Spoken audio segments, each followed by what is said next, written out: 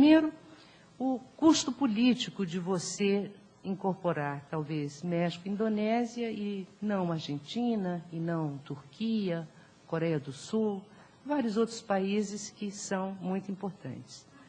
Em segundo lugar, eu observaria que todos esses países que acabo de mencionar fazem parte do G20. Se nós os incorporamos ao BRICS, o que nós estamos buscando para o BRICS? Estamos buscando construir um G15, né? G15 que, dada a sua diversidade, não consegue avançar em nenhuma direção. Enfim, somos já membros do G20, todos, nos coordenamos no contexto do G20, podemos, neste primeiro momento, talvez até trabalhar num sistema de outreach, talvez BRICS plus X grupo de países, ou X país, ou X associação ou organização, sempre que esse diálogo for ao encontro dos interesses da agenda que está sendo consolidada pelo BRICS, ou que vá ao encontro das posições defendidas pelos BRICS em organismos multilaterais.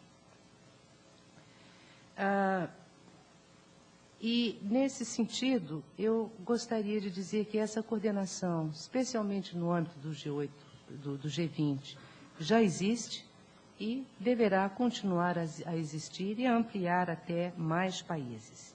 E aqui eu gostaria também de me referir ao G8. O que ficou muito claro com a crise internacional e foi a consolidação do G20 como o principal órgão para tratar, o fórum para tratar da agenda econômica internacional. O G8 deverá continuar e continua a se reunir. Normalmente, é natural que assim seja. Assim como o BRICS se reúne para coordenar suas posições, é natural que o G8 continue a se coordenar. E me dá muita alegria também de saber que está se coordenando, inclusive, para demonstrar solidariedade a um dos seus membros, que é o exemplo que foi mencionado aqui dessa reunião feita por ocasião, em solidariedade às vítimas do terremoto no Japão.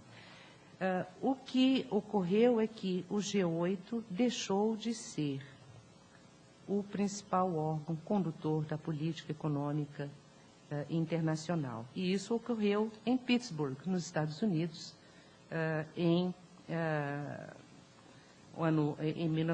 2009, quando a declaração dos chefes de Estados ali, então, reunidos, dizia que we, the heads of states of the G20, incluindo todo o G8, quer dizer, todo o G7 e o BRICS, né, e outras importantes economias internacionais. Lá, disseram os chefes de Estado do G20 que we designated the G20 to be the premier forum for our International Economic Cooperation, de modo que entendo que ele deverá continuar.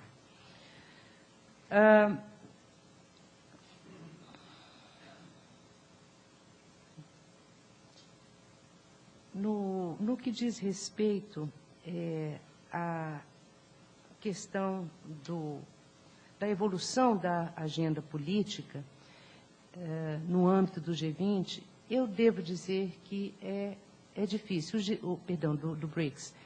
O BRICS tem 2 membros permanentes do Conselho de Segurança e 2 candidatos a integrar um Conselho de Segurança reformado, que são Brasil e Índia.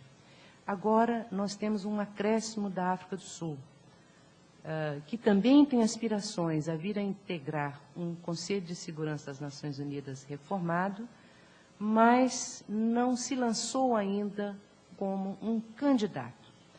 E esse é um problema, devo dizer, porque a África do Sul está presa há um consenso da União Africana, chamado Consenso de Ezuwini, que é uma plataforma de cooperação de toda a União Africana, que fala da cooperação em diferentes áreas, e no finalzinho, acho que na 4ª ou 5ª página, na última referência desse consenso, há a referência à reforma das Nações Unidas, e em reforma das Nações Unidas há acordo sobre a reforma da Assembleia Geral, a reforma dos métodos de trabalho, etc., a reforma do ECOSOC e a reforma do Conselho de Segurança. E, nesse ponto, o consenso de Ezuwini diz que caberá à União Africana designar os países que, da região, seriam os candidatos a ocupar assentos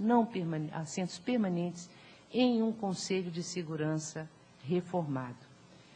E uma outra dificuldade também que se coloca é o fato de que o consenso de Ezuwini defende a aplicação do veto, do poder de veto, a extensão do poder de veto para novos membros permanentes de um Conselho de Segurança reformado. Tema que não é de fundamental importância para o projeto do G4. O projeto G4 é um projeto de ampliação, de inspiração de Brasil, Índia, Japão e Alemanha, que propõe a ampliação do número de assentos permanentes do Conselho de Segurança em 6, né? Seriam 4 para esses 4 países e 2 para os países africanos.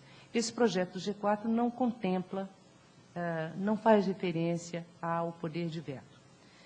O fato é que o tema da reforma do Conselho de Segurança das Nações Unidas é um tema que avança muito devagar no contexto do BRICS, justamente porque temos, nesse tipo de coisa, ninguém quer ceder poder.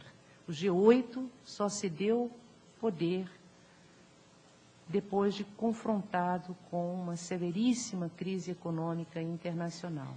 Ninguém cede.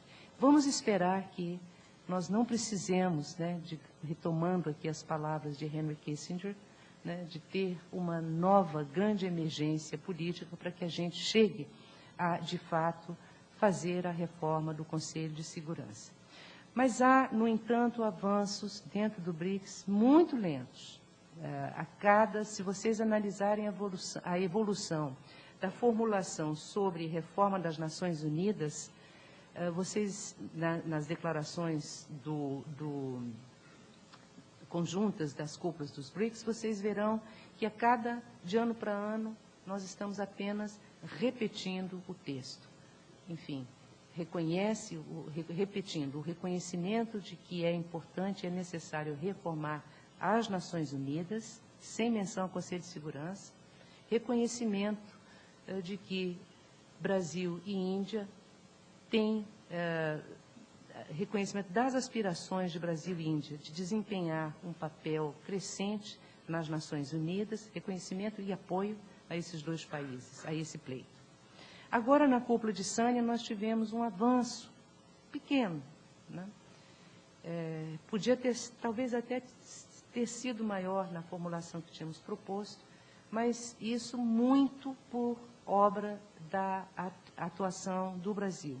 O texto inicial que nos foi apresentado pela China, e China, como país anfitrião, é responsável pela elaboração do texto básico, né? Não havia sequer menção à reforma das Nações Unidas. A Índia, como sabem os senhores, tem o apoio dos Estados Unidos, enfim, se sente talvez numa posição um pouco mais confortável. E coube ao Brasil